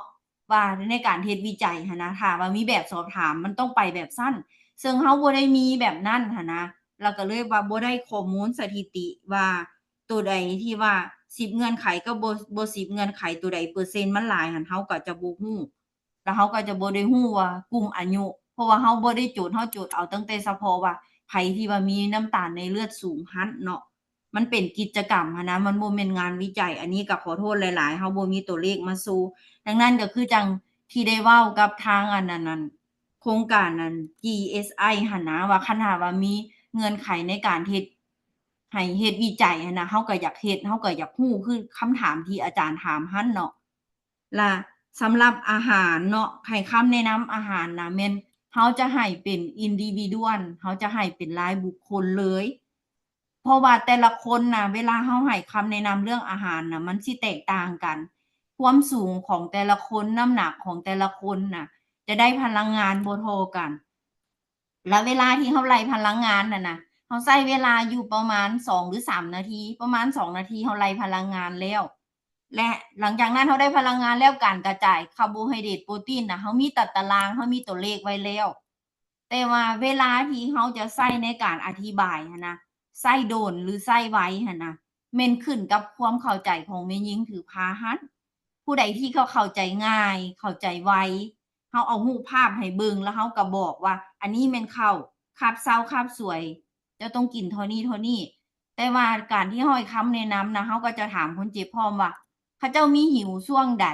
มีคนเจ็บหั้นต้องมีอาหารวางบ่หรือบ่จำเป็น บางคนน่ะกินฮอด4-5 คาบบางคนก็กิน3 คาบเฮาก็ถามความที่ว่าเป็นไปของคนเจ็บหั้นแล้วเฮาก็แนะนำเวลาที่ให้คำแนะนำเขาเจ้าก็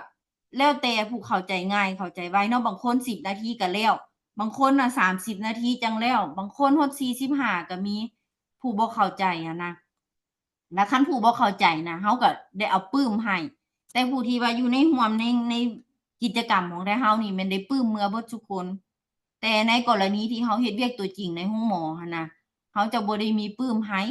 แต่ผู้เข้าใจยากเฮาก็จำเป็นได้เอาให้เนาะก็จะประมาณนี้เวลาในการคิดไล่พลังงานน่ะบ่โดนมีแต่ 2-3 นาทีก็แล้วและการแบ่งคาร์โบไฮเดรตโปรตีนน่ะเฮาก็บ่ได้ยุ่งยากหยังเพราะว่าเฮามีตารางแล้วเฮามีแต่ชี้ให้คนเจ็บหั้นเห็นเลยแล้วก็มีแต่อันที่เฮายุ่งยากแล้วแม่นอธิบายผู้ที่จะเข้าใจง่ายหรือเข้าใจยากเท่านั้นเนาะเข้าประเด็นบ่เนาะ โดยเขาประเด็นให้เจ้า ว่าอันที่น้องสงสัยหันย้อนว่าตอนนั้นที่ทางศูนย์กลางเพิ่นเคยมาน่ะสอนพวกเฮาเนาะเกี่ยวกับอันน่ะเรื่องโภชนาการหั้นนะแม้ตั้งแต่แพทย์ เจ้า เฮาเองนะยังเข้าใจยากหั้นนะ ก็เลย เล ว่าย อ่ะทางอาจารย์หั้นมีวิธีแนวใดที่อันแนะนำให้เขาเจ้าอันเข้าใจได้ง่ายหั้นนะ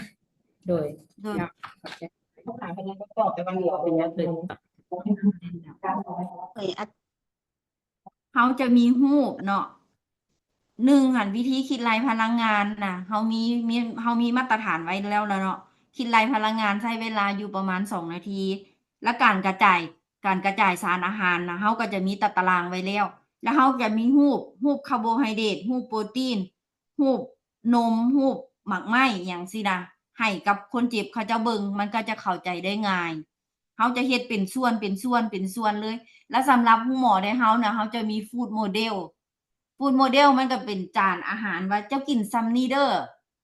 แต่ละคาบเฮาจะมีฟูดโมเดลให้มันก็จะง่ายตื่มไปอีกเนาะแล้วบ่อนใดที่ว่าบ่มีฟูดโมเดลก็แม่นรูป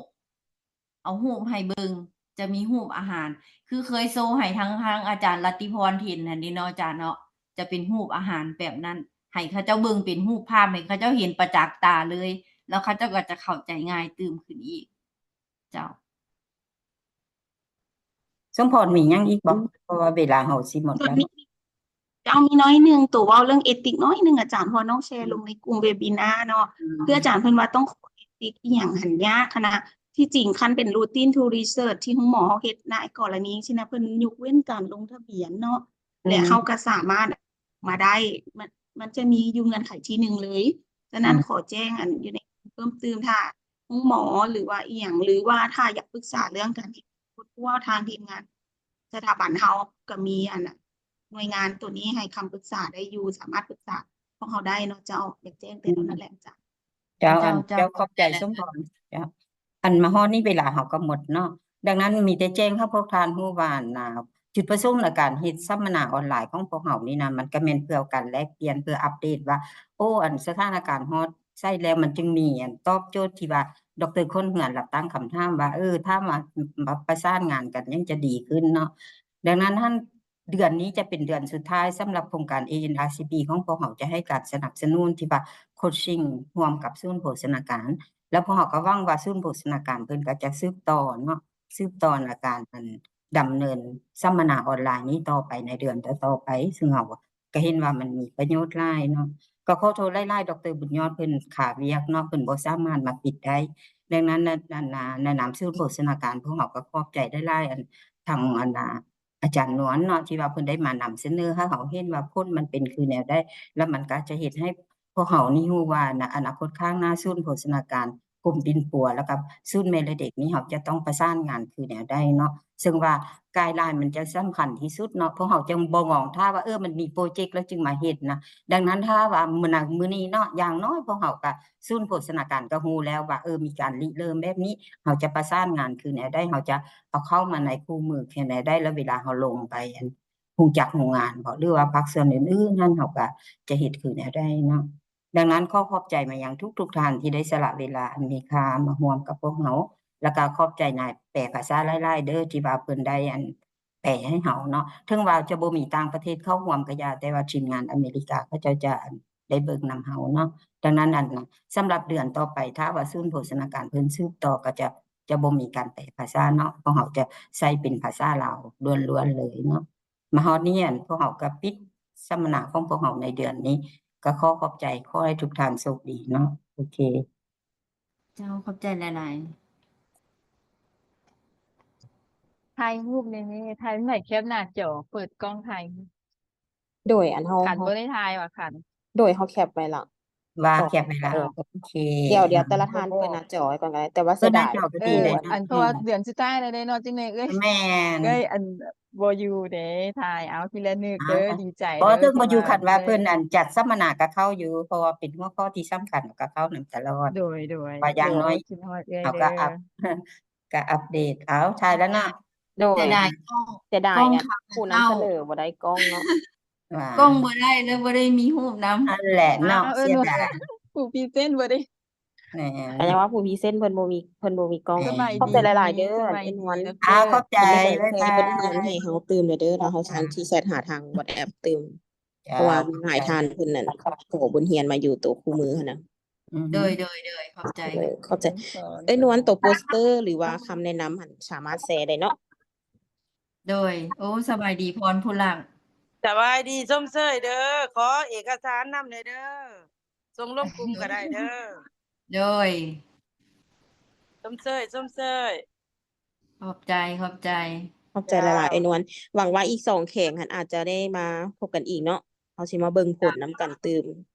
เจ้า ขอบใจห โด ลาย ย แซ่บแล้วเนาะ โดยแคปแล้ว ขอบใจหลายเด้อขวัญ บ๊ายบาย บ๊ายบาย โชคดีทุกคนเด้อ รอบหน้าอาจจะได้เชิญเด้อบัดนี้น่ะ สบายดี เอ้ยหอม หาก็เปิด เปิดหน้า รอบหน้าสิได้เชิญเอ้ยขวัญแล้วรอบหน้านี้ เออ ได้ ไปเนาะ โอเค เดี๋ยวรอบหน้าเราติดต่อหา ได้ เอา บ๊ายบา โอย เค ขอบใจหลายๆเด้อทุกท่านโดย